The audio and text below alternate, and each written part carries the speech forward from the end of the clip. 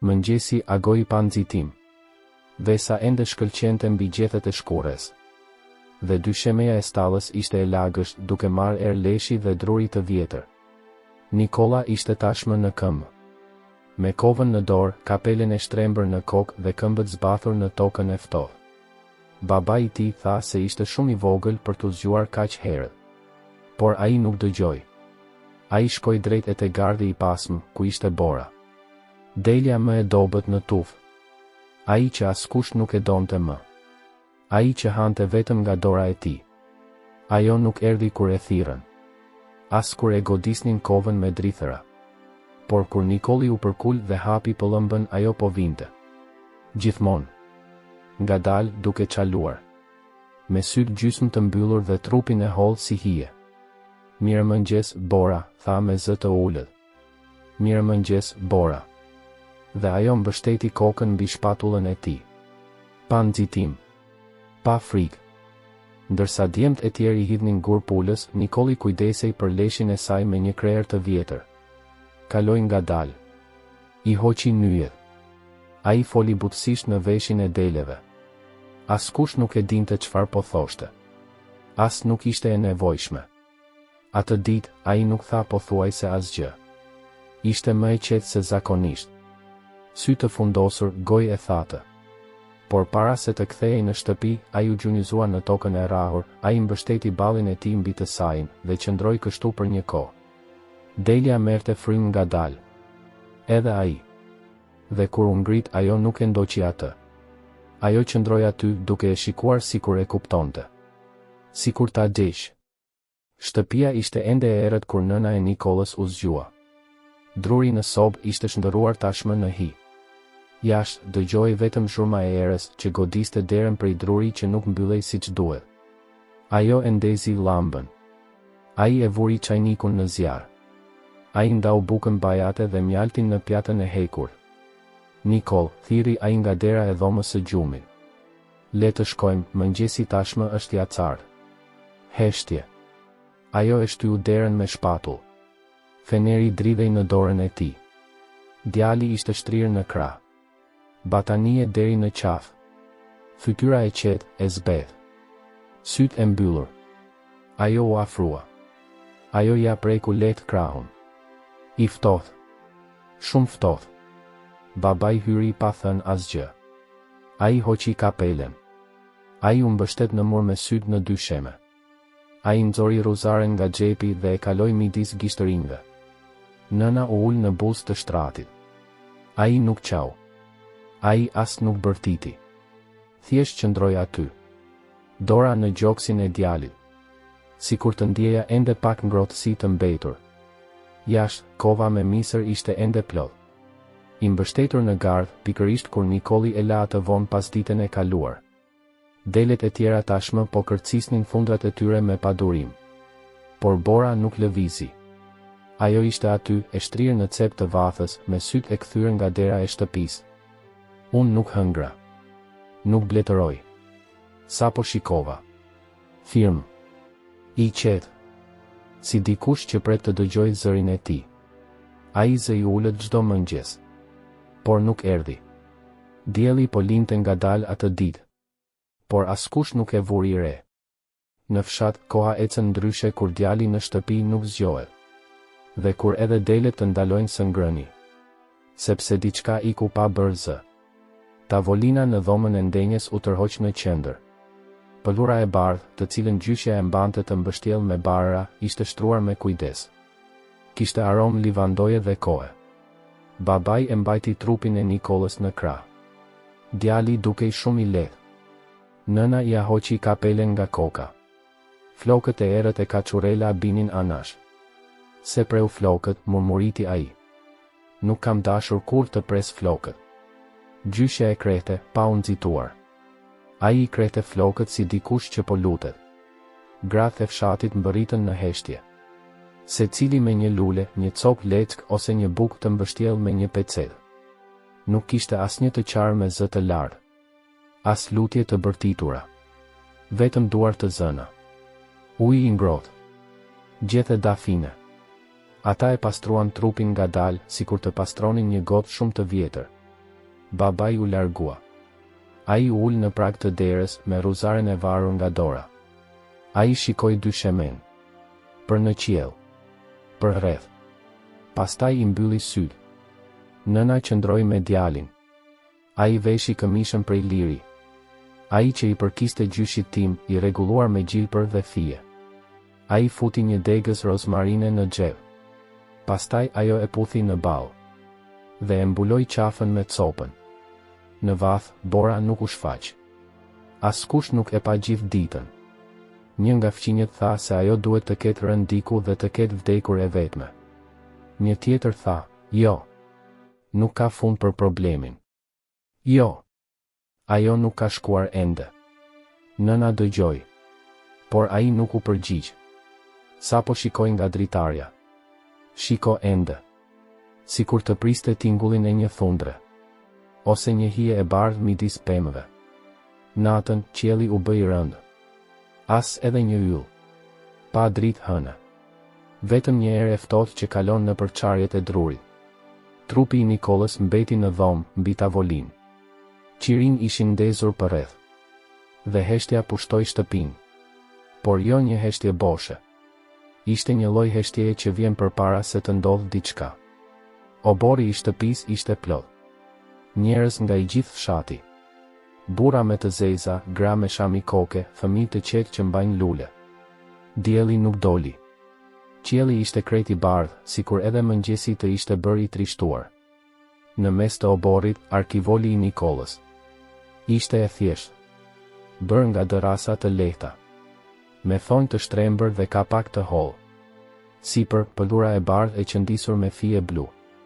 Dhe në qendër dy lule të kuqe. Një i vërtet. Një tjetër e bërë prej pëllure. Mami vuri një. Gjyshja e qepi tjetrën ditë më parë, pa e ditur pse. Të gjithë u ngritën në këmbë. Askush nuk foli. Kambana e kishës ra vetëm një herë. Babai mori frym thellë, por nuk mundi të ngrinte kokën. Nëna shikoi dyshemen. Sikur priste diçka. Ose dikush. Atëherë u dëgjua. Shtuf, shtuf, shtuf. Hapa të ngadalë. I pa rregull. Duke fërkuar dyshemen prej dheu. Kushto që i kishte kthyer shpinën. Kushto që ishte përpara, bëri vend pa folur. Bora u shfaq. Vetëm. I dobët. Me lesh të ndotur me balë. Një degës e ngulur në lesh. Syt u lin. Ai ecte ngadalë. Si dikush që mban më shumë se sa vetëm trupin e tij. Ajo erdhi nga cepi. Ai shkoi rreth njerëzve. Ai u ndal para arkivolit. Askush nuk lëvizi. As nëna nuk e bën këtë. As babai nuk e bën këtë. Delet qëndruan aty për disa sekonda. Pastaj ai u ngjit ngadalë në dërasën që shërbente si shkallë. Ai vendosi putrat e përparme në mbështetësen bazë. Pastaj mbrapa. Dhe pastaj shtrihu. Mbi arkivolin. Pikërisht në qendër. Me hundën të kthyer nga gjoksi i djalit. Pa nxitim. Asnjë zë. Ai vetëm mori frym thellë. Një herë. 2. Në të tretën. U ndal. Koka ra në anë. Syt u mbyllën. Trupi nuk lëvizte më. Gjyshja vuri dorën në gojë. Nëna mbylli syt dhe pëshpëriti, ajo dhe mbajti fjalën. Ajo e mbajti premtimin e saj. Babai e lëshoi ruzaren në dy sheme. Dhe ai nuk tha asgjë. Askush nuk i mori delet. Askush nuk u afrua. Ajo qëndroi aty. Rreth arkivolit të djalit. Sikur të dy kishin rënë dakord për këtë më parë. Heshtja pushtoi vendin. As era nuk kaloi. Dhe në atë moment të gjithë e kuptuan, ka dashuri që nuk di të flas. Por di të qëndroj. 2 ditë pas zgjimit, fusha u zgjua herët. Por askush nuk dukej me nxitim. Qielli ishte i kthjellët, por pa ngjyra të gjalla. As blu as gri. Vetëm ai ton i bardhë që duket se i reziston kohës. Pulat dolën nga foleja pa bërtitur. Kambana e kishës ra vetëm një herë. Dhe madje era kalonte më poshtë midis pemëve në sfond. I gjithë fshati lëvizi ngadalë. Përpara shtëpisë së Nikolit, toka ishte ende e shënuar. Gjurmët e zgjimit, qirim të djegur, lule të rëna, gjurmë këmbësh gjysmë të shkelura. Arkivoli i tij nuk ishte më aty. As trupi i Deles. Por heshtja ai qëndroi. Dhe të gjithë e ndjenin. Ishte gjyshja ajo që kërkoi të bëhej një arkivol tjetër. Një i mitur. Jo shumë thellë. Sa për ta shtrirë borën për tokë, me hundën e kthyer anash. Nuk e di nëse do të fle. Ajo nuk iku si një kafsh, tha ajo. Iku si fjalë që nuk tha do. Ishte si një fjalë që nuk mund ta thoshte. Gjyshi nuk pyeti. Ai mori vetëm drurin që kishte mbetur nga punishtja e vëllait të tij. Ai i preu dërasat me thikën e tij të zakonshme. Ai e gozhdoi me të njëjtin çekiç që përdori kur lindi Nikoli. Nuk kishte asnjë mas. Pa my. Por funksionoi shumë mirë. Ata e mbushën fundin me kashtë të thatë dhe livando. E vendosën borën atje, të shtrirë ndërsa ajo flinte, me qafën e përkulur, putrat e palosura dhe syrin ende gjysmë të hapur. Askush nuk u përpoq ta mbyllte. Lereni ashtu. Ajo dhe pa gjithçka. Lereni kështu. Ajo pa gjithçka. I varrosën të dy së bashku. Në krye të fushës, ku djalit i pëlqente të vraponte. Atje, ku dielli mbërriti për herë të fundit. Dhe hijes i duhej shumë kohë për të ngritur. Babai mbante arkivolin e të birit. Xhaxhai, ai me delet. Nëna e ndoqi nga pas, me dy lulet në duar. Një e kuqe e ndezur. Një tjetër e bërë prej pëllure, e qëndisur nga Nikoli muaj më parë, kur ai ende luante me fije. Nuk pati asnjë fjalim. As mos u lut shumë. Vetëm zhurma e lopatës që godet tokën. Dhe frymëmarrja e thellë e njerëzve. Gjyshja recitoi diçka me zë të ulët. Më shumë nga brenda se sa nga jashtë. Një lutje nga koha kur isha vajzë. Nëna u gjunjëzua në buzë të varrit. Ai puthi kapakun. Pastaj vendosi nga një lule në secilën prej tyre. Fëmia më i vogël në fshat shikonte nga larg. Kur të gjithë po ktheheshin, ajo vrapoi atje. Ai mori një gur të vogël të bardhë. I rumbullakët. Pa brazd. Ai e vendosi atë pikërisht midis dy grumbujve të dheu. Atje, në mes.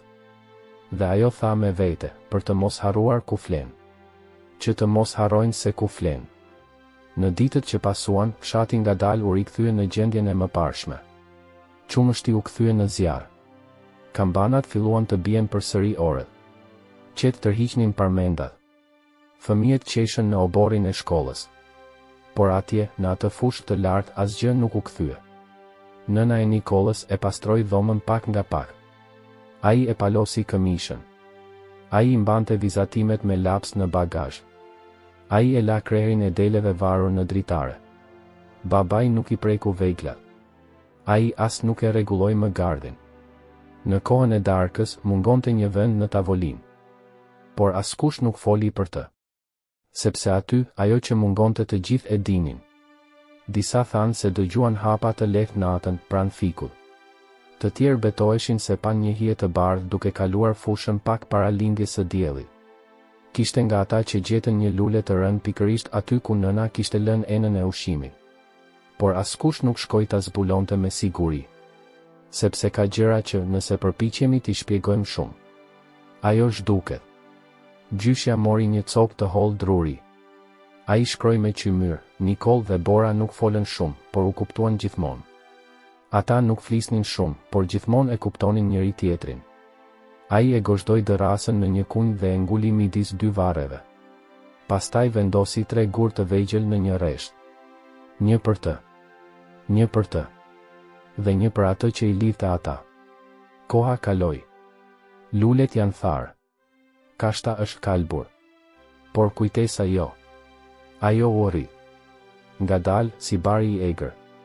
Çdo fëmijë që lindte e dëgjonte historinë. Çdo i huaj që kalonte aty ndalonte. Askush nuk e preku gurin. Askush nuk shkeli mbi barin aty pranë. Dhe kur dikush e pyeti pse, gjyshja buzëqeshi me bisht të gojës dhe tha, sepse nuk është gjë e mirë. Aty ka premtime që nuk u harruan. Sepse atje nuk ka varre. Ka premtime që nuk janë harruar. Dhe kështu mbeti. Këndi i fushës. 2 grumbuj dhe u krah për krah. Një gur i bardh midis tyre. Dhe era që kalon gjithmonë lehtë. Sikur mbante ende tingullin e 2 zemrave. Kjo u ndal në të njëjtën ditë. Por ato ende mbeten në kujtesën e atyre që i pan.